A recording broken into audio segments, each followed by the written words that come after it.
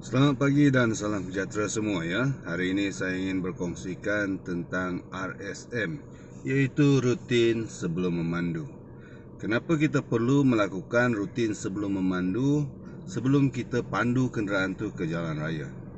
Supaya tujuan pertama dia supaya kita tahu ya, di mana panel-panel signal, panel-panel lampu, wiper, double signal, horn dan sebagainya bila kita perlukan. So kita tak kalang kabut.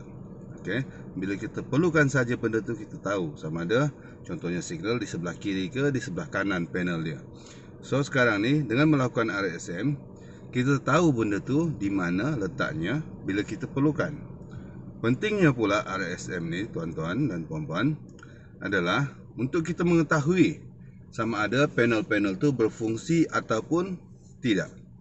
So dengan melakukan RSM, sebelum melakukan perjalanan tu, kita dah tahu panel ni berfungsi ke tidak. So di jalan raya, kita dapat pastikan dan kita yakin peralatan tu semua berfungsi. Okey. Bezanya orang yang buat RSM dengan yang belum tak buat RSM, sebelum memandu kenderaan, orang yang dah buat RSM dia tahu benda tu berfungsi. Orang yang tak buat RSM, sebelum dia pandu kenderaan tu ke jalan raya, bila masa dia perlukan wiper, tiba-tiba wiper tu tak jalan time hujan. Dah satu masalah. Bila masa dia perlukan lampu, tengah malam dengan lampu jalan tak ada, lampu tak menyala sebab dia tak buat RSM, so dia tak tahu benda tu berfungsi ke tidak. So itulah dia tujuan RSM. Yang pertamanya supaya kita tahu panel dia dekat mana. Sebagai contoh kereta Proton dan Pro 2 sahaja, panel signal dia dah berbeza ya. Panel signal untuk kereta Pro 2 berada di sebelah kanan, untuk kereta Proton dia di sebelah kiri. Okey. So ramai banyak kali orang bila dia tukar-tukar kereta, dia tak biasa, dia nak on signal terhidup wiper, dia nak hidupkan wiper terhidup signal sebab dia tak biasa. Sebab itulah tujuannya RSM ini ya. Dan ianya sangat penting sebenarnya, cuma ramai yang ambil tak kisah ya. So saya harap dengan penerangan ringkas tadi, tuan-tuan dah tahu apa dia pentingnya RSM dan kenapa. Okey. Lakukanlah sekali-sekala 2-3 kali dalam seminggu sebelum tuan-tuan melakukan perjalanan untuk yang dah ada lesen memandu ya. Sebab JPJ ataupun Kementerian Kerajaan kita, dia tak akan suruh benda ni, buat benda ni suka-suka je. Dia disebabkan ada kepentingan dia dekat situ ya, untuk keselamatan di jalan raya. Keselamatan di jalan raya ni sangat penting. Okey, benda remeh macam RSM ni pun ada kesan impak yang besar di jalan raya ya. Kebanyakannya orang dia buat RSM ni masa nak ambil lesen je, masa sebelum diuji oleh JPJ sahaja. Selepas tu dah tak buat. Buatlah sekali-sekala selepas dapat lesen pun ya. Okey, 3 kali dalam seminggu ke macam itu untuk kereta yang sama. Terutama kalau tuan-tuan bertukar-tukar kereta, supaya tidak menimbulkan keadaan kalang kabut bila tuan-tuan perlukan benda tu. Saya harap video ini dapat memberi pencerahan sedikit kenapa kita perlu lakukan RSM dan pentingnya RSM. Okey, selepas ini saya akan tunjukkan video macam mana kita lakukan RSM, khasnya untuk pelajar-pelajar yang baru nak belajar memandu atau baru dalam proses untuk mendapatkan lesen. Alright, saya akan tunjukkan sekejap lagi. Okey, mula-mula sekali, semasa RSM ni khas untuk pelajar yang dalam proses untuk mendapatkan lesen ataupun diuji oleh tester JPJ. Apa yang tuan-tuan perlu lakukan adalah, nombor 1, ingat sebelum buat apa-apa, ingatlah budaya kita ya, bagi salam dengan JPJ tu.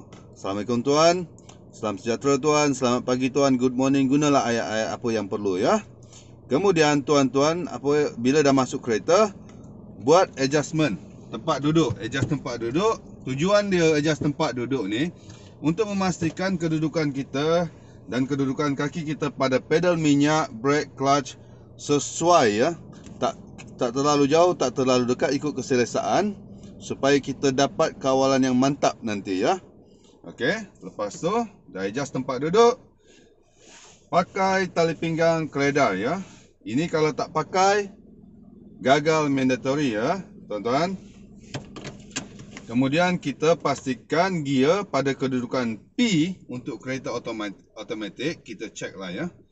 Dan untuk dalam kedudukan bebas gear untuk kereta manual. Kemudian kita check handbrake. Okey, untuk kereta yang ada panel adjustment side mirror, cermin sisi kiri kanan dekat tepi ni sebelah kanan ni, tuan-tuan adjustlah cermin melalui panel ni, adjustment ni. Untuk manual yang tak ada adjustment automatic dalam kereta, tuan-tuan kena buka tingkap ni, adjust secara manual. Walaupun kereta tu cermin tu dalam kedudukan okey, tuan-tuan kena sentuh juga ya, bermakna tuan-tuan dah check.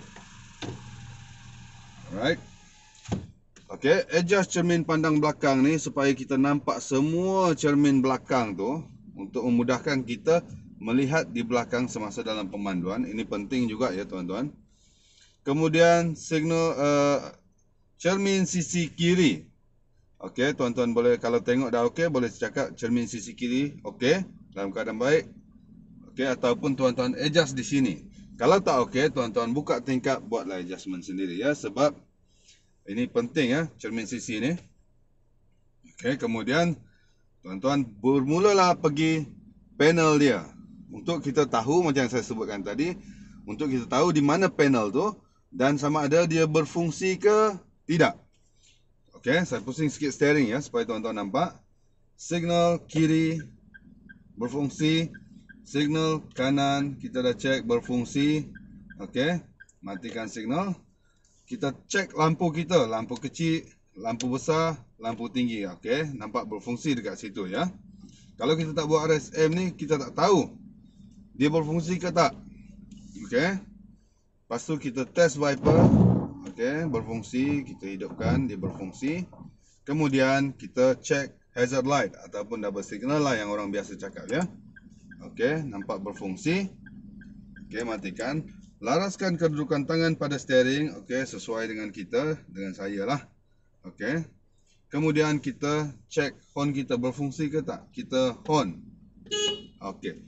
Segala-galanya berfungsi ya. Apa yang kita perlukan tu dan apa yang penting di jalan raya itu semuanya berfungsi. So sekarang kita dah tahu di mana panel-panel tu dan semuanya berfungsi dengan baik. Barulah kita boleh memandu kenderaan dengan yakin dan selamat di jalan raya.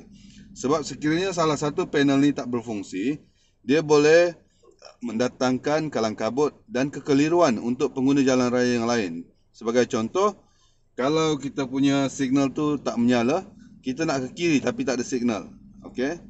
Okey, itulah penting dia ya. Alright, saya harap video ini dapat memberi pencerahan apa pentingnya RSM dan kenapa RSM itu kita perlu lakukan ya. Saya harap semuanya pun dah jelas serba ringkas apa yang saya terangkan ini. Sebab dekat jalan raya ni, salah siapa tak penting ya semua. Tuan-tuan, puan-puan, adik-adik. Tak penting siapa yang salah. Yang penting kita selamat, orang lain pun selamat. Okay? Safe drive, save life.